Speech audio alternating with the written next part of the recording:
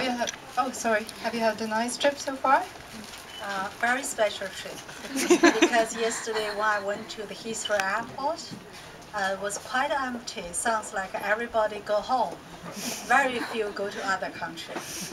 So when I took the airplane, then only 11 passengers. I'm the only one not a Norwegian. So it's a very special trip for me. Thank you. So is this part of a bigger promotional tour for you?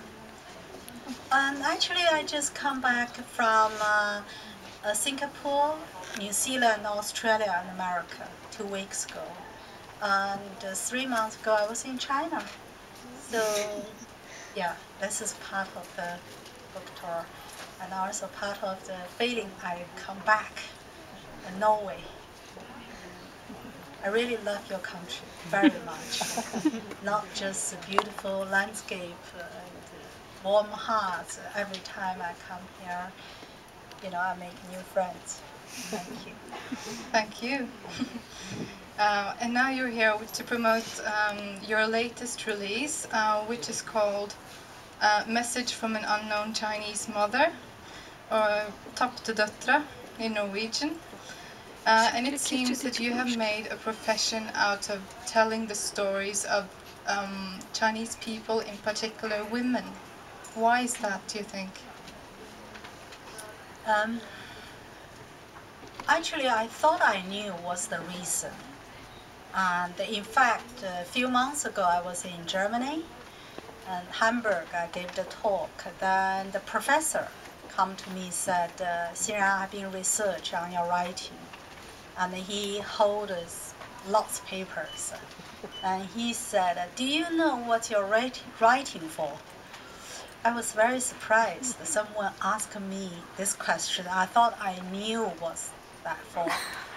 But he said afterwards, he said, actually, your writing is not just for Chinese women. It's for yourself, to be a daughter. And because I research on your writing, there's so much the meaning of being the daughter, and also you're looking for something. Actually, you're looking for your mother in your life.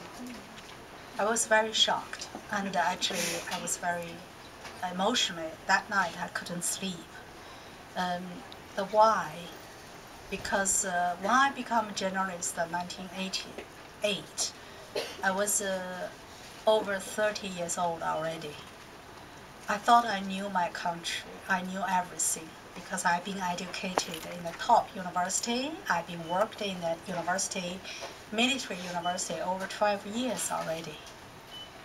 Then, something I want to find is the true. I'm the daughter of my mother. My mom's still alive today, but we never had a birthday for me together. And so I never have a birthday celebration in my life because I'm still waiting for her. So when I become journalist, I desperately want to interview people and what's happened to my mom's generation, what's happened to my grandparents' generation. And so I started traveling around China. The first thing that really got me is the village in the countryside. People's life is so poor. I didn't know that time because I brought up in the big cities. We never had any information from newspaper or radio or television or textbooks to talk about life difference between the city and the countryside. So I believe we are come from the same, life or living condition. Then I realized lots of people live in the poor countryside. And like the first village I've been, just 40 minutes driving from the city, I worked. And the children had no trousers in the summer at all. I was very shocked. So I started questioning myself. Do I really understand my country? Do I really know how to be a journalist and how to be, qualified journalist if I don't know so much, I'm misguided or miseducated by my lifetime. So I started this kind of research from people from different parts of China. I travel a lot. But that time, I just discovered more than 500 years difference between the city and the countryside. And also, there's so much silence or secret between the generations. I don't know how many of you have read my number 5 book called China Witness. When I listened to the older generation, I realized I never heard anything about that. And also I realized why my mom gave my life, but never could give me time and love. You know, I learned from last generations.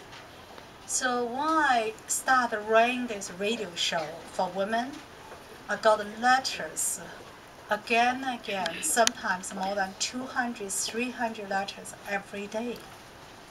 And most come from women.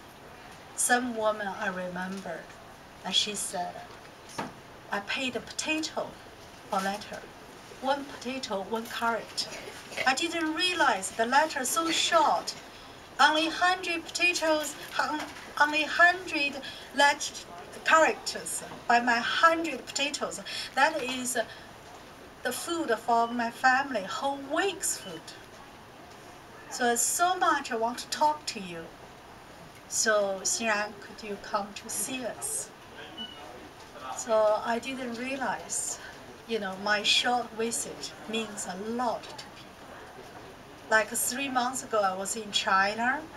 I went back to the old lady in Anhui. She was the richest person in the town by selling herbs. Then she stopped because she's over 80 years old already. Then I saw something very strange in her empty house, the very poor part of the China. And only 6 herbs on the window. So I said, what's that for? Then her granddaughter told me, each time you come to see her, she put 1 herb on the window. So I was very touched. But for me, just 20 minutes visiting her, you know, every 2 years but it means so much to her. So afterwards, I realized, you know, it's something we have to tell people. It's something we have to be heard by people. They're not history makers. They're not great winners. They're not, you know, someone like politicians by political power or economic experts. It's people from ordinary family, from tiny street, from deep countryside, from China. That is part of the China as well. So I said to myself, I have to have this lesson, re-educated myself. So I spent 8 years when I ran the radio show in China. So since I moved to London, 1997, I said to myself, I can't be cut off from China because China moves so fast. So I'm still go back China more than twice a year, sometimes 3 times, 4 times. Partly for continuing this charity work, and partly still working with the journalists to discover the stories from underground. And you will say maybe challenge government, but I would say, you know, to help people to understand something is there as part of the China, but we don't know. And also, we try to help Chinese public house to fight for this kind of freedom of the speech, of publishing, because China been changed a lot in the last 30 years compared to most countries. To be honestly, and in your country, maybe you spend more than 200 years, or like UK or like France, you know, fight from religion control to the democracy today. But China just 30 years. But again, we have been improved a lot. But about the legal system,